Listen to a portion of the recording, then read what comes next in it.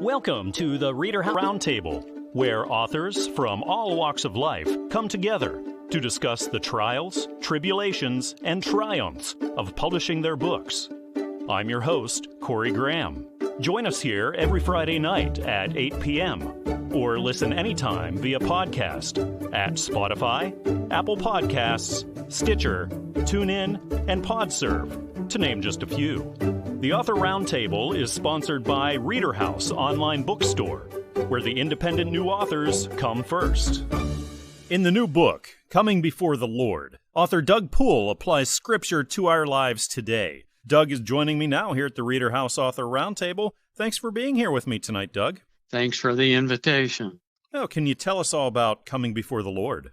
It just was a book that I realized gave me clarity, which I wanted to share with others about incidents and people and Bible characters of struggles they had in their life and what they accomplished and what they didn't. And their stories are all through the Bible. And so I wrote about them and how they affected my life. What inspired you or spurred you to write this? I struggled for a while because the story kept coming to mind, but I never felt worthy of writing something down or ever writing a book. But as that urge continued, I felt like it was the Lord giving me a prompting to do something and to write. Have you ever written a book before? No, this was the first book I had ever written, and I just didn't think that it was a project that I would be able to complete. So how's it feel now, having accomplished that, having it out on shelves and people are reading it?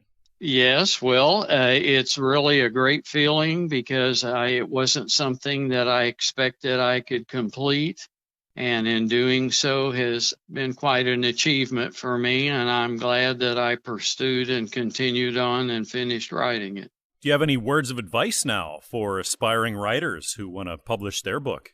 Well, I would say that if you have a story within inside of you, and I believe most people do, that if you feel that it would be something you could share with others, that it will probably bless people, and that going and writing it could be quite an accomplishment in your own life and be helpful to other people.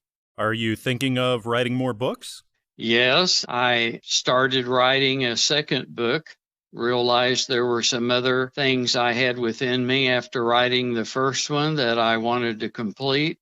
So I completed a second book, and it has come out, and it is going to be published here shortly. About how long do you work on these books? How long does it take you to write? Well, the first book was most difficult because I kept putting it off and thinking that it was just too much for me, that I wasn't talented enough to write a book. So the first book took me about 12 years because I kept laying it down and then starting again and then feeling overwhelmed. But it finally arrived, and it was a good feeling. How did you get past that? Oftentimes writers have a problem with that inner editor and almost a perfectionist sort of view on it, and that can hinder you sometimes. Was that something you struggled with? Yes, I did struggle with that. My wife kept telling me that I could do it, and that even though it might be difficult to pursue it anyway, she would help me with it. So that's what she did. I encourage listeners to check this out. It is Coming Before the Lord by Doug Poole, published by Christian Faith Publishing. You can get it at Amazon, on Barnes & Noble, and iTunes, as well as other places you purchase your reading material. Doug, thank you for joining me tonight. It was great chatting with you. Yes, thank you very much. I enjoyed it. Anya's Name is the new book by Dr. Ginnie Milano that tells the story of a little girl looking to understand her past. Ginnie's talking with me here right now. Ginnie, thank you for being here tonight. Thank you for having me. Can you tell us about Anya's Name? Anya's Name is a story about a little girl that I actually saw in therapy. She had been adopted and was struggling to make a connection to her past, realizing that her name is a special gift from her biological mother, gave her some peace and helped her to move on and make that connection and to bring her past and present together. When you were writing this, did you have a target audience, readership that you were thinking would get the most out of it? My thinking was that the people that would get the most benefit from from it are children who are in foster care and who are adopted and their families. I'm adopted myself and have looked for that connection to my past, and it's been beneficial for me to find reads that help me sort through those things. So I thought it might be most helpful to that population. Have you written or been published before? This is my first book, but I have a second book in the works. Well, congratulations on your first book. That's a huge deal. What's it feel like now, having your work out there on shelves and people are reading it? It's pretty exciting. So what advice would you have now for aspiring authors that want to go through that whole thing, write a book, get it published? What would you tell them?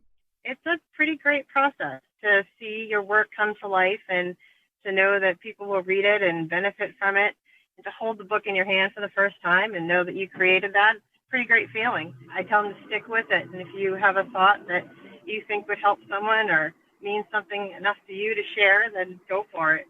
When you're writing, do you ever hit writer's block? And if you do, how do you get through that?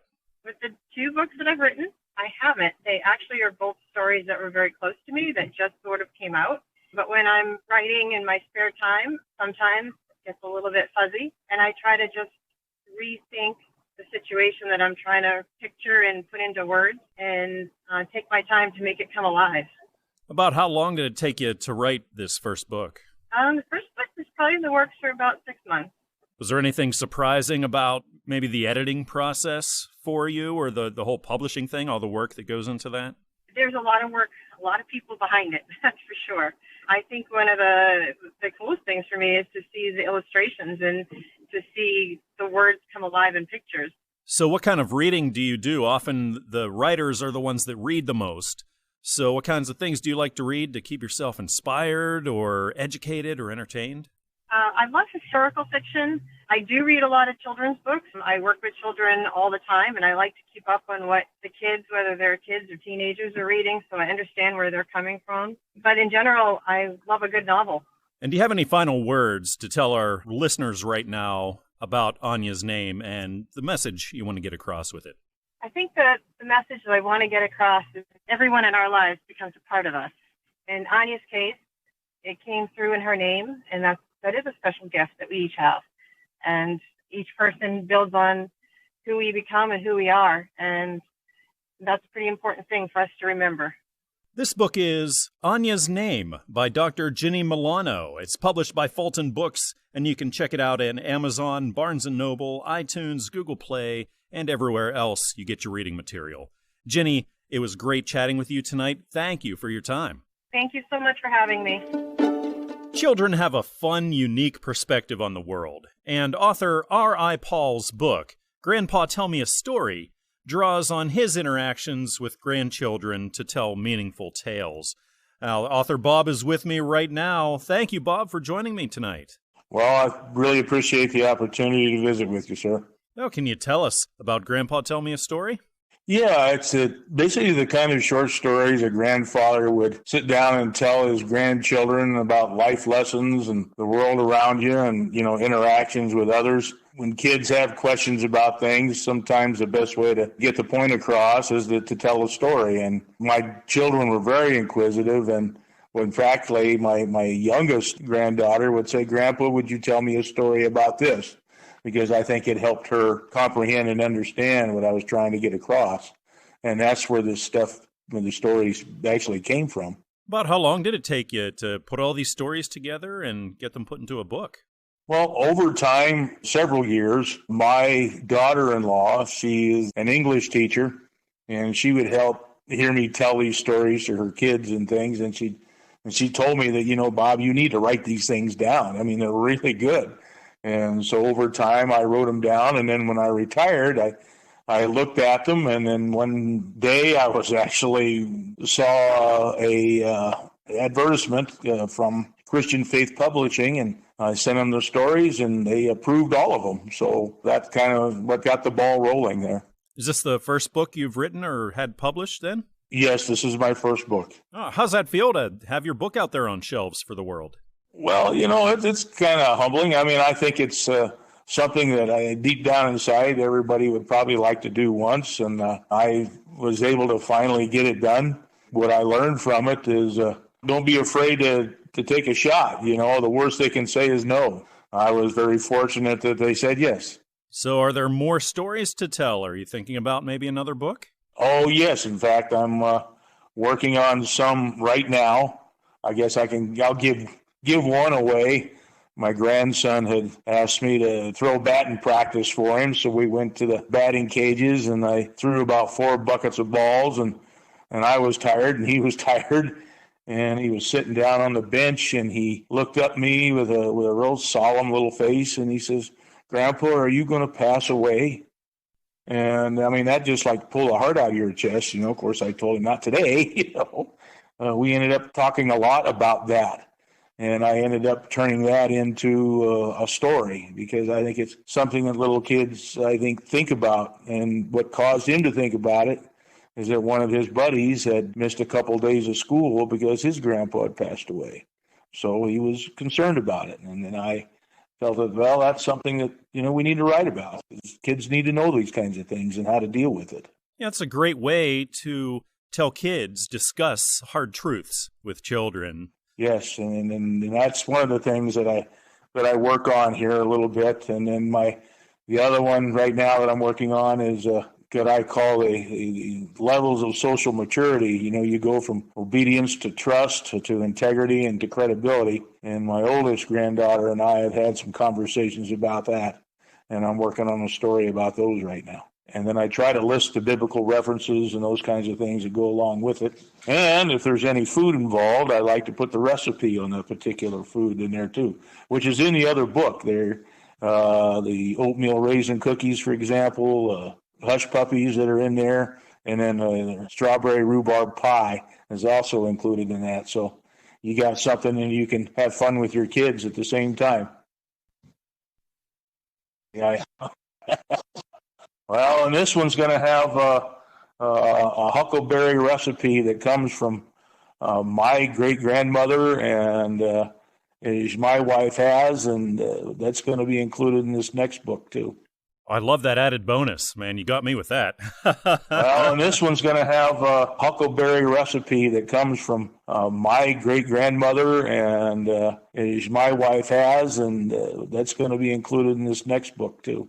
Well, again, this was published by Christian Faith Publishing, and it's called Grandpa, Tell Me a Story by R.I. Paul. You can get this on Amazon, at Barnes & Noble, on iTunes, and everywhere else you shop for your books. Well, Bob, thank you again for your time. It was great chatting with you tonight. You too. A Safe Place is the new book by Mary Kendall, and it's out on shelves now through Christian Faith Publishing. Mary is joining me now here at the ReaderHouse Author Roundtable. Mary, thank you for your time and chatting with me tonight. Thank you. Thank you. Can you tell us what you've written about in A Safe Place? Well, it's about a family that lives over in the woods in some place in Europe, maybe Bavaria. Things happen with the government. Things always happen with governments. The wife is gone, and then the man. Well, anyway, it's a very interesting book, and it's a very fun book. It's a read-aloud book if you need to. It just traces their how they get their life together and leave Europe and come to America. How did the idea for this book come about? What was the inspiration to write this and publish it? Well, my daughter and I were over there because we have people there. We were over in Bavaria, I don't know, in 2009, I think. Anyway, we were riding the bullet train, and we saw a man. He would be called a lineman here in the United States. Their lines are very short. They're close to the ground, not like ours. And when I came home, I simply sat down and wrote that book. Is this the first time you've written a book? Well, yes, yes, sir. Yeah. Well, congratulations on publishing. How does it feel having your book out there and your story is being told to the world? What's that feel like? Oh, it's a satisfied feeling, son. It really is. Truly, it is a satisfied feeling. And what advice now would you give to people looking to do the same thing? I don't know, Shug. I really don't know. I really have no idea why I wrote it, other than I sat down one day and it came. We were in Bavaria at Christmas time, and the snow was unbelievable. I live in the mountains here in North Carolina, but there's nothing like that here. I guess it impressed me, but to be able to do that, I really don't know, son. I don't know. I can't tell you. I don't know. You just keep at it. Now, looking into the future, are you thinking about writing another book? I don't know, Sugar. I really don't know. I'm going to try. I will try. Or I will sit down at it. About how long were you working on this book, from the time you first put pen to paper clear through till the time it hit shelves? 2 months. No more than 2 months, maybe 3. It's usually a much longer process. Sounds like the words just flowed out. No, sir. I had no writer's block with this book. Now, I don't know what a subsequent one would be. I know folks say they hit writer's blocks, but I had none with this one. No, sir. Mm-mm. It just flowed. It just came when I sat down. I have a lot of responsibilities. My husband has dementia. Therefore, I have a lot of responsibilities. And my time is at night when things settle down. And it just came. Honest, it just came. There were 3 or 4 false starts. But then when it came complete. Honest. Well, I encourage our listeners to check this out. Again, it is A Safe Place by Mary Kendall, published by Christian Faith Publishing. You can find it on Amazon, at Barnes & Noble, at iTunes, and everywhere else where you buy your reading material. Mary, thank you. It was a pleasure chatting with you tonight. I really appreciate your time. Thank you, sir. Author Clifford E Mclean is here with me now at the ReaderHouse Author Roundtable, and his new book, Sitting with the Sages, is out now from Fulton Books. Thank you for talking with me tonight, Clifford. My honor and pleasure. Can you tell us about Sitting with the Sages? The subtitle is 20 Outstanding Men of God Among the Most Iconic Preachers of the 20th and 21st Century. That's much of the gist of this. Yes. There are hundreds, perhaps even thousands, but my local editor, a retired chancellor at a university here in my area, suggested that we just start with 20. And I was born on a street with 6 preachers there, 4 of them included. And of course, I was raised in the home of a preacher pastor, my father, who is the first person in the book. The book tells about the ministers that my father introduced me to, or I came to know.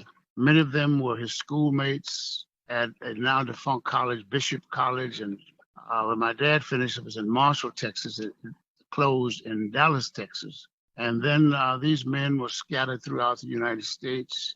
And I had the privilege of meeting them. As a matter of fact, one of the men, Dr. Cinda E, in Brooklyn, New York, was a summer seminarian at Union. He preached for Dr. E at the Cornerstone Church. And that's where I first met Dr. Martin King in 1957. I was just a lad of a boy.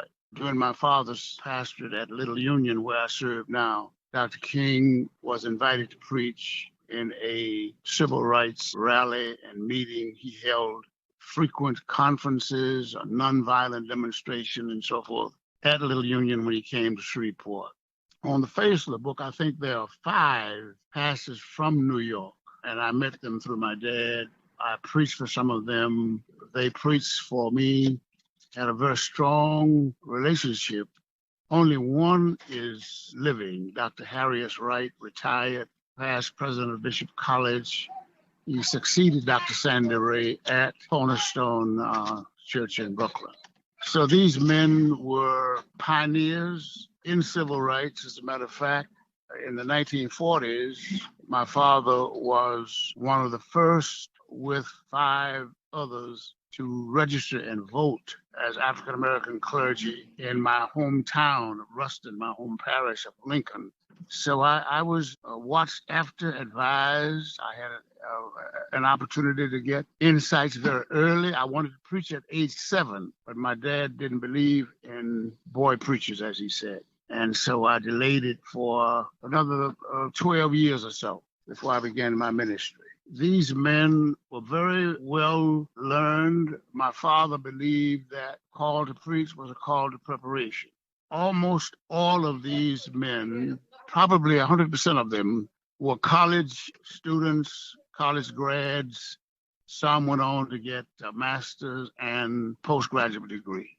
How long would you say you worked on this book to write it and then publish it? Well, here's an interesting thing. I had been the guest speaker at Benedict College in Columbia, South Carolina, Founders Day. And the next Saturday, I was visiting my daughter, a physician in Richmond, Virginia, and a pastor, Professor, heard I was coming. So he took me to Virginia Union University Seminary. I had never been there. And as we were touring the campus, I was asked to speak to the homiletics class. And after that, they took me to the chapel. We were leaving the chapel, and one of them said, "You are one of the last preachers to know and to have interacted with these men that we call preaching in the golden age. And we would like for you to write about your experience. We'd like for you to write," and they gave me the title, Sitting with the Sages. And when I returned home to Louisiana, it was very, very easy because the experiences, the advice, and reading many of their writings as well was very, very easy to put on paper. An incredible story, and I got to thank you for putting out this book. It is Sitting with the Sages, published by Fulton Books. You can find it on Amazon, at Barnes & Noble, on iTunes and Google Play, and elsewhere. Clifford, thank you for chatting with me tonight. It was great hearing about you and your book. Thank you very much. Author Raven Gregory is here with me right now at the ReaderHouse Author Roundtable, and her new book, An Angel's Heart, is on shelves now. Raven, thank you for joining me tonight. Thank you for having me. Can you tell us about An Angel's Heart? An Angel's Heart is kind of the typical good versus evil, love conquers all, mass destruction of the world, just an encompassment of every genre that's out there. You know, a little romance, little fantasy, there's some magic, there's a lot of self-discovery, a lot of learning to rely on yourself and learning to rely on your inner strengths, as well as acknowledging your weaknesses and being aware of what makes you kind of a human and your errors and that kind of a thing. Where did you get the idea for this? So this is kind of my story in a fiction setting. I needed to find my place and find my voice in the world, and the best way for me to be able to do that without hurting anyone's feelings or coming across as abrasive or aggressive was to write. And so putting it in a fiction setting, the characters are based off of people in my life. The heroine is, as I like to call her, my alter ego. I write Rhea the way that I wish I could see myself on a daily basis. She's bold and fearless. She's selfless and confident, but she kind of has my core, my insecurities, and she has those moments of self-doubt and not feeling like she's good enough and not feeling like she is ever enough for any person or her family. And that's kind of how I've felt my whole life. And so I kind of just decided to write my story in the best way that I could and try and make it as fun as I possibly could while learning these lessons at the same time. Is this your first journey into writing? It is my first journey into writing novels. I've been writing poetry since I was little. I had a poem published in the American Young Authors Poetry Book in 92, maybe. I think I was 12, but this is my first real attempt at writing a full story, a full novel. So how does it feel knowing that your story is out there, it's on shelves for the world to read? It's amazing. It is absolutely just the best feeling in the world. This was probably one of my biggest dreams, and to have it actually be a reality is just so overwhelming. It's just been an incredible process. Now, having come through it all, what advice would you give to authors who are looking to publish their first book? Never give up. If there's a story that you want to write, even if it takes you a really long time, write it. Even if you don't publish it, just write the story that you'll be happy that you did. Is there maybe another novel in your future? There is. This is actually An Angel's Heart is the first of a trilogy. So I'm currently working on An Angel's War. I'm about halfway done with it. There's a lot that happens in the first book that I felt needed to be into a second book. Otherwise, the book was going to be really long. And so I've broken it into 3 stories or 3 books. And so I'm about halfway done with the second book. We're looking forward to the trilogy. This one is book 1 of Ray of Light. It is An Angel's Heart by Raven Gregory, published by Fulton Books. You can find this at Amazon, Barnes & Noble, iTunes, Google Play, and elsewhere. Raven, thank you so much for your time tonight. It was great talking with you. Corey, thank you so much. I appreciate it. Drops of Sweetness is a new book by Byron Cruit that's inspired by a rich career in the U.S. Air Force. Byron's here with me now. Thank you for joining me tonight, Byron. You're welcome. Can you tell us about what you've written in Drops of Sweetness? What my book's about is sharing valuable feelings of love that gives some sweetness to my life. That's why they titled Drops of Sweetness, because I've had sweetness throughout my life as far as starting with the love of my parents and enjoyment of the love of parents, the love of life, and the love that I've received knowing Christ and just through the beauty of God's creation and my service in the Air Force traveling. You've had quite extensive travel in your Air Force career. Can you talk about that? Yes, well, fortunately, I've been able to see most of the country here in the United States because I've been here to the south, where I am now retired in Georgia, but I've been all the way. Fortunately, I had an assignment in Washington to the northwest, so I've gotten to see that part of the country, and I was born and raised in Illinois, so I've been part of the central, but I also was fortunate enough to get an assignment down in New Mexico in the southwest, and that's where I actually met my wife. The only place I haven't been on a station or really endeavored with the East Coast, and I've been on a trip to see Mount Rushmore, which was a wonderful experience in my life. I've seen that twice. So, and I had an assignment overseas in Italy where actually our first child was born.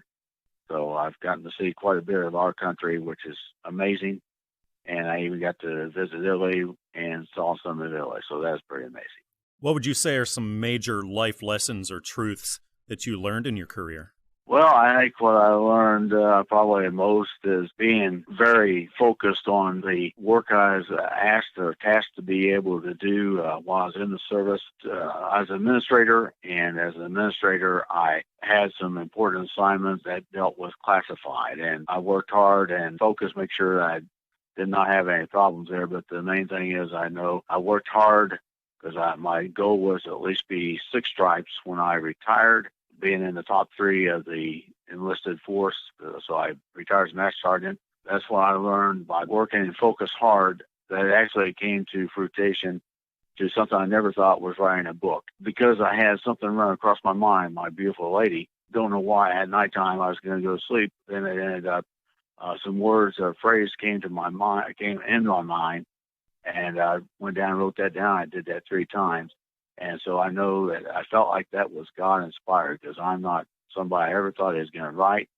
And lo and behold, from that very beginning on 16 June 2016, began my hard work and devotion to try to write poems and share about my life and about the love that my parents gave me and developed. And this ended up, I had to send it to a publication, Christian Faith Publishing. It's because of the patience through what I learned in the Air Force and the hard work there that I just kept trying to do this book and never gave up on it. And God just inspired to see it through.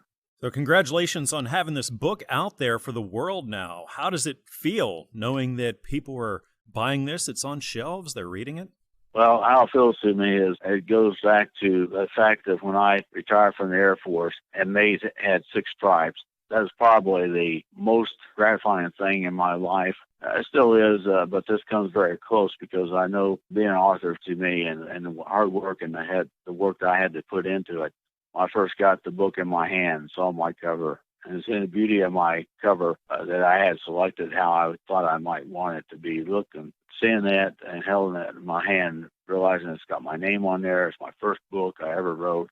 I felt a lot of accomplishment, and I actually almost had tears in my eyes just looking and holding that book in my hand. I encourage our listeners to check this one out. It's Drops of Sweetness by Byron Cruit, published by Christian Faith Publishing. You can get it at Amazon, Barnes & Noble, iTunes, and everywhere else you get your reading material. Well, Byron, it was a pleasure talking with you today. Thank you so much for sitting down with us tonight. Well, I appreciate it, Corey, and thank you. There's much to be learned from what we go through in life, and author Regina Warren encourages readers to consider it all a blessing in her new book, Open Your Heart and Write Your Vision. Regina is here with me right now at the ReaderHouse Author Roundtable. Regina, thank you for joining me tonight. Thank you for having me. It's a pleasure to be here. So can you tell me about your book?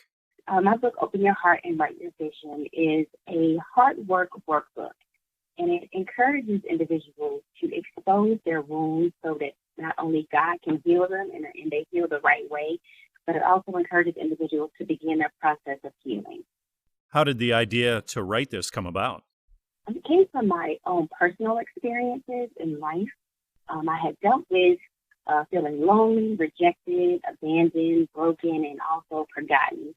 And that led to a lot of bad decisions, being in unhealthy relationships. And I got to a place where I just felt empty. And the only thing I knew how to do was to write my way to and through my healing. So I sat down in the closet, and what started out as a journal turned out to be a great work and a healing work for me to not only deal with my own heart issues, confront them head on, and begin my own healing process. Is this a book that took you a long time to write, or did it come about fairly quickly? It took me over a year, and it was because of fear. When I initially started writing, I was excited to share my story, but then there was that fear of judgment, also the fear of who would read it, and will anyone begin or start their healing process as a result of it. Is this the first book you've had published? Yes, it is. Oh, congratulations. Thank you. It's exciting. I'm still pinching myself. Does it feel good now the world has your story out there to learn from? It does, and my prayer has always been if there's just one that gets something out of this heartbook workbook or even begins their healing journey, that is good enough for me. Was there anything surprising about writing or publishing this that happened along the way? Did you learn anything? I learned a lot about the publication process, from the line editing to just marketing, and I would have to say marketing was the biggest hurdle that I had to overcome, because I don't really like to talk about myself. So I was able to get a marketing guide from Christian Faith Publishing, and that definitely helped. But definitely marketing the book and telling my story was definitely a challenge, but I'm becoming better at it for sure. Now, would you have any words of advice for aspiring authors that want to write a book and get it published as well? My advice would be to just start, whether it's a free write and you find a nice quiet corner or coffee shop to write out your thoughts. Just write out everything on paper, anything that comes to your mind, anything that you feel, and your reflection and journaling. Just start the writing process. And it's amazing that once you start, how hard it is either to put that pen down. For some of us that still use pen and paper, or if you're using your laptop or desktop computer, just how much time flies by when you're typing. Well, it sounds like this will be a great resource for encouragement and hope to those who need it. And I encourage all the listeners out there to pick this up and check it out. It is Open Your Heart and Write Your Vision by Regina Warren, published by Christian Faith Publishing. It's available at Amazon, Barnes & Noble, iTunes, and elsewhere. Regina, thank you so much for coming on the show tonight. It was a pleasure speaking with you. Thank you for having me. The Sacred Relics is the new book by Bruce Walden that the author describes as, quote, a biblical adventure in which Indiana Jones would be thrilled to take part. Bruce is here with me right now at the ReaderHouse Author Roundtable. Bruce, thank you for joining me tonight. I'm glad to be here. Can you tell us about The Sacred Relics? It's an archaeology-type adventure, but it takes place here in Alaska where I live. I kind of tried to weave Bible history and U.S. history and Russian history and Alaskan history because they're all kind of mixed in together. The hero of the book he's a shipping clerk in Tacoma, and his boss is a fellow who was a wannabe archaeologist, and he got broken up. He busted his legs and couldn't do it. So they find a thing going around the internet. It's a picture of a piece of wood with a Russian Orthodox cross on it with some coordinates and some stuff in Russian. So he asked this guy, look at this, see what you can make of it, and he does. And realize these coordinates are here in Alaska near Sitka, which is the old Russian capital up here. And so he hires him to go look it over. And in doing so, he meets a lot of other people who are there to look for the same thing, although the thing was only on the internet for a couple of days. It was taken down, and the guy who put it up was subsequently murdered in Moscow in this book. So that it was only on for a short time, and only a few people saw it. But they all wind up in the same area looking for the same thing, and they find relics. I won't go into any deeper than that, but hopefully I do it in a way that the reader will appreciate the adventure of it there. Certainly sounds exciting. How did the idea for this book come about? Well, I watch a lot of documentaries. I'm a big fan of, they used to have a show on TV called Mummies, Tombs, and Pyramids or something like that. It was a guy named Bob Breyer. He's a professor out of Brooklyn. And there's also a lady by the name of Dr. Salima Ikram, and she has a lot of such things. And I've always been very interested in archaeology. But as I am an Alaskan, and because our state developed different than the other states, we came from Russian background and, of course, Native backgrounds. And I weave that part into the book as well. For instance, some of the stuff that they find is written with Russian letters, but it's actually in the Tlingit language, which is a native language down on the Panhandle here in Alaska. So the Russian lady in the book, she's reading it, but she don't know what she's saying. And the barista, who happens to be Tlingit, says, "Let me tell you what you're saying." And they kind of start to decipher these things that way. But I was actually writing another book, and this one was just kind of eating its way out of me. I had to stop writing the other book to write this one, and it just poured right off my fingertips. It was a lot of fun. That's what I was going to ask about your writing history. Have you written before or been published before? Yes and no. This book and several others that I have written, this was actually on, I think, my 12th book. I've written 16 in all, and I'm actually working on number 17 right now. I had my own print shop, but I decided with this one, I'm going to go with a bigger company than what I had. So I hired Christian Faith Publishing to publish this for me. I'm very happy with it. Well, this is The Sacred Relics by Bruce Walden, published by Christian Faith Publishing. You'll be able to find it at Amazon, at Barnes & Noble, and iTunes, and elsewhere. Well, Bruce, thank you for your time today. It was great chatting with you. Well, I had a great time, and glad to hear from you, and hope to hear from you again. Living life with purpose through faith is at the heart of Cinda E. Feagan's new book, Tribulation to Triumph. Cinda, thank you for talking with me tonight here. Thank you. It's my pleasure. Can you tell us about Tribulation to Triumph? Tribulation to Triumph, it is a spiritual book that provides awareness to life's various situations as you encounter the move and the call of God. It is also a roadmap to understanding whatever life yields you with a spirit of praise and meditation and just the move of God, you can get through it. It's the journal to real life situations, how to deal with them, how to build your faith, how to, have a better connection with God while you're on your spiritual journey. So this book hopefully will reach the hearts and souls of those who are seeking a closer walk with God. This is a book in the Shattered But Not Broken series. Can you talk about that? As an individual, we go through various shifts in our life.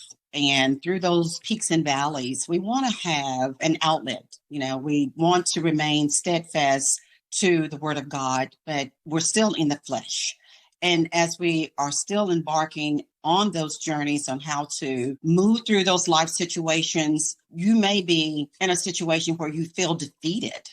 But as you continue to draw upon the Word of God and to study His Word and let Him, speak into your spirit, you gain strength from that. So you may be shattered from time to time, but you're not broken. We know regardless of what we go through, God is there to bring us through various life situations as long as we stay connected to Him. Is this the first book in the series, or are there more? This is the first book in this series. However, I have started the second book already, and more to come on that. It strategically aligns with the first book, but it goes through a deeper calling as to not only seeking God, but hearing from God, taking direction from God. And it just gives you that better understanding of our purpose. And you have, as an individual, to understand what your purpose is, what your will is, and what God has ordained for you to do. Is Tribulation to Triumph the first book you've had published? It is indeed. Oh, congratulations. Well, thank you. I appreciate that. So what have you learned along the way of writing a book and going through the publishing process? Writing the book, recording, getting up in the middle of the night, being awakened by certain things and certain conversations. That has been monumental. The highlight of the books in the book that I'm also preparing to finish and have published. The publishing process, being new to it, could be a little mundane, but of course, nothing without a struggle or hard work is worth pursuing. So, at the end of that journey, it wasn't so challenging after all, once I reflect back upon it. If you had one piece of advice now to offer aspiring authors, what would it be? Patience. Because although you have completed your material, the publishing company, they have a process flow. The biggest challenge for me was, going through that process flow, the rewrites, I found the redundancy in that. So I just think you just have to be patient. You can't rush and think that once you're done with your material, that the publishing companies doesn't have other authors that are aspiring to have their work published as well. So a level of patience is what I would convey to the audience. About how long did it take you to write this first one? From start to finish and compiling all the aspects of what I wanted to share through my journey, I would say about 6 months. Well, I encourage listeners to check this out. It's called Tribulation to Triumph by Cinda E. Feagan, published by Christian Faith Publishing. You can find it at Amazon, Barnes & Noble, iTunes, and elsewhere. Cinda, thank you for being here tonight. It was great chatting with you. Thank you. I appreciate the opportunity. Blackjack 22, Modern Poetry, is author Robert Deshay II's new book. Out everywhere books are sold. Robert is here with me now at the ReaderHouse Author Roundtable. Robert, thank you for chatting with me tonight. Thank you, Corey. How are you doing? Oh, doing fantastic. Thank you. Now, can you tell us about Blackjack 22? Yeah, it's my debut work. It's my debut poetry collection, and it's my first published work in the genre, I guess, of my new writing career. Oh, congratulations on being published and having it out there. How's it feel to have that on shelves now for the world? It's still surreal to me. It hasn't quite hit me yet. I've actually been to a few bookstores, big ones and small little local shops, and to see my book on the shelves is still hitting me like a tank. It's quite profound, and I'm in love with it. Have you published before? I have not. This is my actual first published work.